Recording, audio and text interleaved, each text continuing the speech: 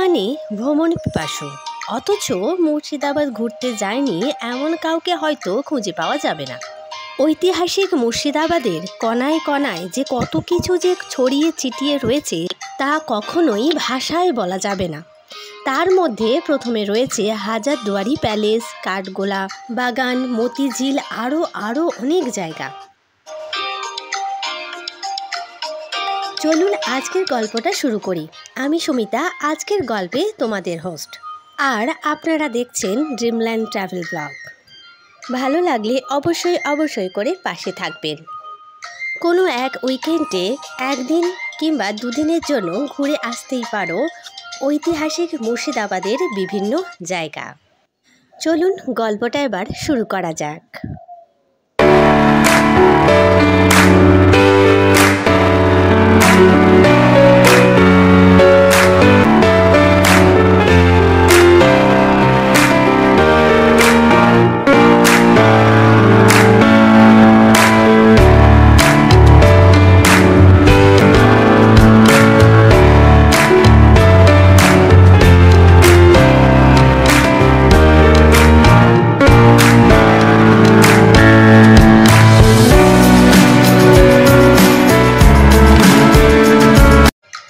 এবার বলি কিভাবে যাবেন।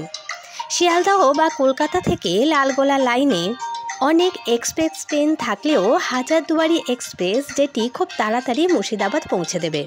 মুর্শিদাবাদ স্টেশনে পৌঁছে মাত্র 15 টাকা বা 20 টাকা মাথাপিছু দিয়ে পৌঁছে যেতে পারো একেবারে হাজারদুয়ারির কাছাকাছি বিভিন্ন হোটেলে।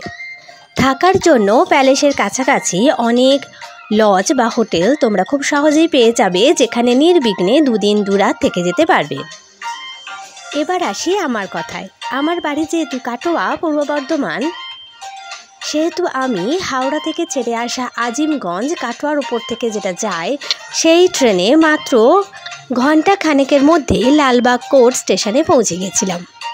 স্টেশন থেকে টোটো করে ঘাটে এসে ভাগীরথী নদী পার হলেই প্যালেসের কাছাকাছি পৌঁছে যাবেন। যদিও অনেকেই ঘাট পেরোনোর পর প্যালেসের কাছে যাওয়ার জন্য টোটো আবার ধরে, আমরা কিন্তু হেঁটেই গিয়েছিলাম। আবার লালবাগ কোর্ট স্টেশনের কাছাকাছি অনেক টোটো দাদারা থাকে যারা পুরো মুর্শিদাবাদের যতগুলো স্থান রয়েছে সমস্ত কিছুই ঘুরে দেখায়। তার জন্য তোমাদেরকে একটু বার্গেনিং করে নিতে হবে। আমরা শুধুমাত্র ঘাটটা পেরিয়েই এদিকে প্যালেসের কাছাকাছি চলে এসেছিলাম। ঘাট পেরোনোর পর মনে হলো যেন আমরা কোনো এক নবাব রাজ্যে এসে উপস্থিত হয়েছি।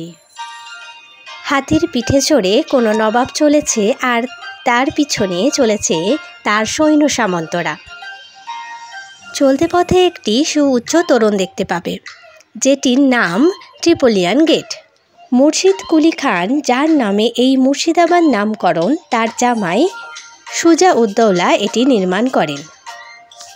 যদিও বর্তমানে এই পথটি দিয়ে হাজারদুয়ারি প্যালেসের মূল প্রবেশদ্বারে আর পৌঁছানো যায় না। এখন রাস্তাটি একটু বদল করা হয়েছে। টোটো দাদাদের জিজ্ঞাসা করে আমরা পৌঁছে গিয়েছিলাম একদম হাজারদুয়ারি প্যালেসের সামনে। এই মুর্শিদাবাদের কথা শুনলে প্রথমে মনে পড়ে যায় সেই বিশাল বড় ইমারত হাজারদুয়ারির কথা, নবাব মুর্শিদ কুলি খাঁয়ের কথা, বেঈমান মির্জাফরের কথা, যেগুলি ইতিহাসের পাতায় আজও এক জীবন্ত ছবি। এই প্যালেসের বর্তমান প্রবেশ মূল্য 50 টাকা।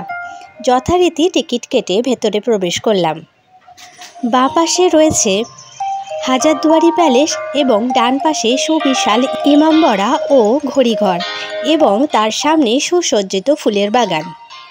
এই প্রাসাদটি তৈরি করেন নবাব হুমায়ুন ঝা। ধীরে ধীরে আমরা প্রাসাদের একদম সম্মুখে গিয়ে পৌঁছালাম, যেখান থেকে আমরা প্রাসাদের ভিতরে ঢুকতে পারবো। তবে 5 বছর আগে যে হাজারদুয়ারির নিয়ম ছিল সেগুলো টোটালি পরিবর্তন হয়ে অন্য প্রবেশদ্বার দিয়ে আমরা ভিতরে প্রবেশ করলাম। ভিতরে যেহেতু ক্যামেরা করার অনুমতি নেই, তাই ক্যামেরাটা বন্ধ করতে হলো। হাজারটি দরজার জন্য যেহেতু নাম হয়েছে হাজারদুয়ারি, কিন্তু এই 1000টি দরজার মধ্যে মাত্র 900টি অরিজিনাল দরজা। এই প্রাসাদটি ইউরোপীয় ধাঁচে বানানো। প্রাসাদের ভিতরে যেগুলো গিয়ে দেখলাম আমরা, সুন্দর সুন্দর সেই পুরানো দিনের ঝাড়বাতি, হাতির দাঁতের কারুকার্যময় পালকি, আসবাবপত্র, ফুলদানি, নবাবদের ব্যবহৃত তরোয়াল, ঢাল, বন্দুক এবং তাদের যুদ্ধের পোশাক, যা আমাদের সেই পুরানো দিনের কথা মনে করিয়ে দেয়। আমরা তারই সাক্ষী বহন করতে আজ এখানে যেন এসেছি। এখানে একটা কথা বলে রাখি, প্রতি শুক্রবার কিন্তু এই প্যালেস বন্ধ থাকে।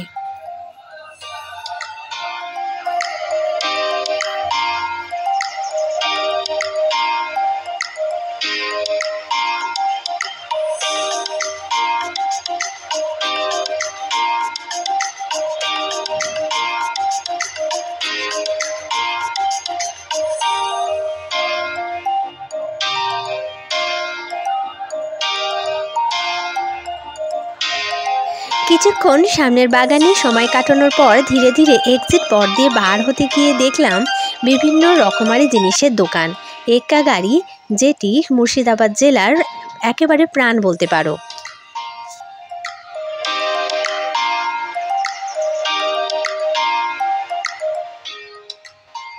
অনেকক্ষণ তো ঘোরা হলো, এবারে মনটা যেন আইসক্রিম করছিল। আশেপাশে বিভিন্ন হোটেল রয়েছে যেখানে দুপুরের লাঞ্চ সেরে নিতে তোমরা পারবে, যারা আমাদের মতো একদিনের জন্য আসবে।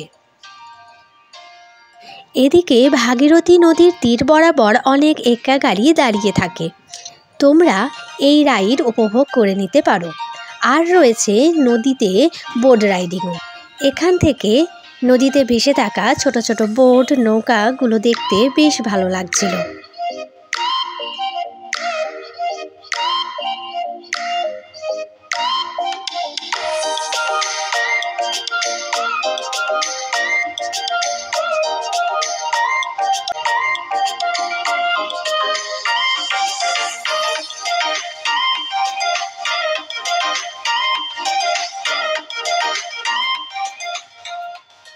এখান থেকে আমরা পরবর্তী গন্তব্যস্থলের দিকে পা বাড়ালাম।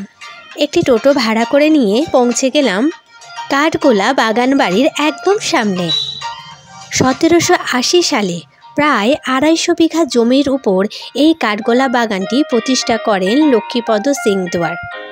এই আমবাগানের মধ্যেই তার ঘোড়ায় চড়া মূর্তি দেখতে পাবে।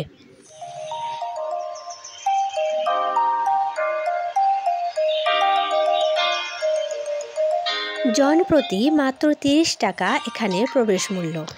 এর বদলে তোমরা দেখতে পাবে কাঠগোলা বাগান, প্যালেস মিউজিয়াম, সুড়ঙ্গ পথ, নাজমহল, পার্শ্বনাথের জৈন মন্দির, মুঘল আমলের পাথরের কাজ, অয়েল পেন্টিং, বাগান ও চিড়িয়াখানা।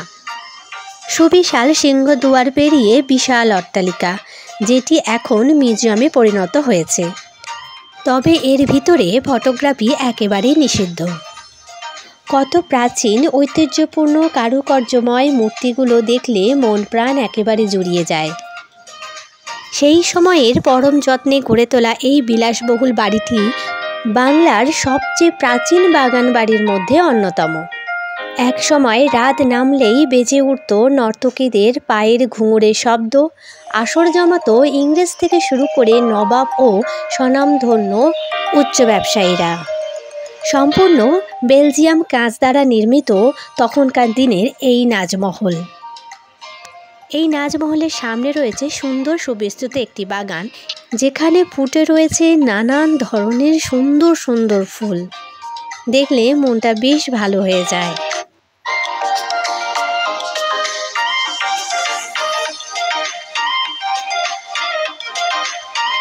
আর এই বাগানের সম্মুখে রয়েছে জৈনদের গুরুদেবের আশ্রম।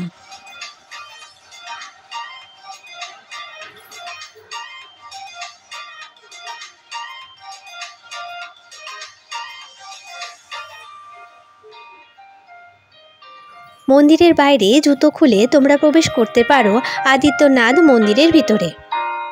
সম্পূর্ণ শ্বেত পাথরের তৈরি এই মন্দিরটি। মন্দিরের সামনে আছে একটি প্রশস্ত পুকুর, যেখানে বোটিংয়ের ব্যবস্থাও ছিল।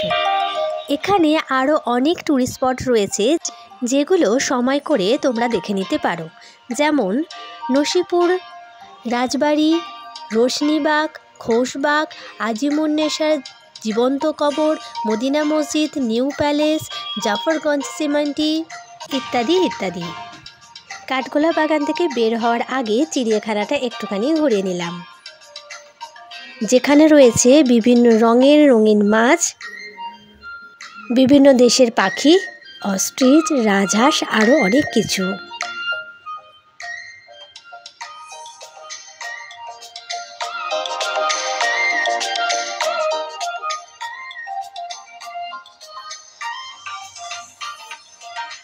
এরপর আমরা এলাম এমন একটা জায়গায় যেটি বাংলার ইতিহাসের সাথে নিবিড়ভাবে জড়িত।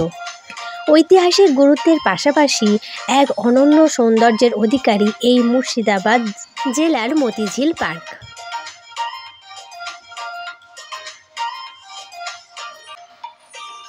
নবাব আলীবর্দী খানের জামাতা এই উদ্যানটি নির্মাণ করেন, যা বর্তমানে অনেকটাই পরিবর্তিত, যা কিনা ওয়েস্ট বেঙ্গল ট্যুরিজম দ্বারা একেবারে ঢেলে সাজানো হয়েছে। সারা বছরই মানুষের আনাগোনা থাকলেও শীতকালে এর পরিমাণ একটু বেশিই থাকে। মাথাপিছু 30 টাকা এখানকার প্রবেশ মূল্য। সপ্তাহে 7 দিনই খোলা থাকে। সকাল 11টা থেকে সন্ধে 7টা পর্যন্ত সর্বসাধারণের জন্য এটি খোলা।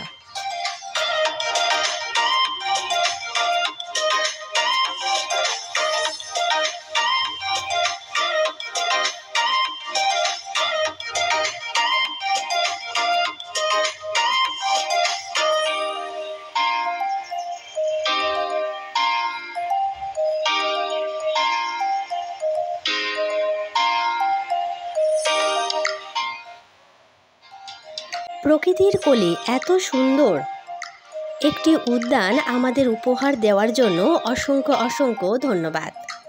দূর দূরান্ত থেকে আসা মানুষ ছাড়াও স্থানীয় মানুষরাও বিকালবেলায় করে সুন্দর একটা পার্কে ঘুরতে আসে। তাদের কাছে এটা বেশ উপভোগ্য একটা জায়গা। এর ভিতরে বোট রাইডিং, সাইকেলিং করা, টয় ট্রেন রাইডিংয়েরও ব্যবস্থা রয়েছে।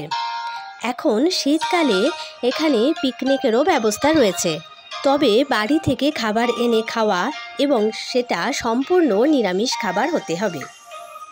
বিকালের এই পড়ন্ত বেলায় এবার বাড়ি ফিরে যাওয়ার পালা, কিন্তু তার আগে রোজ গার্ডেনটা একটুখানি ঘুরে নিই। বিভিন্ন রকমের রোজ এখানে রয়েছে, বিভিন্ন কালারের। এতটা সুন্দর একটি বাগান, সুসজ্জিত বাগান যেটা বলতে পারো। এমন সুন্দর জায়গা ঘুরতে ঘুরতে সারাদিন যে কীভাবেই কেটে যাবে তোমরা কেউ বুঝতেই পারবে না। চলুন এবারে বাড়ি ফিরে যাওয়ার পালা। আজকের এই ছোট্ট প্রতিবেদনটি আশা করছি তোমাদের খুব ভালো লেগেছে, আর ভালো লেগে থাকলে অবশ্যই করে পাশে থাকবেন। বিদায়কালে সবাইকে অনেক অনেক ভালোবাসা। নমস্কার, ভালো থাকবেন। আর অবশ্যই মুর্শিদাবাদ ঘুরতে আসতেই হবে।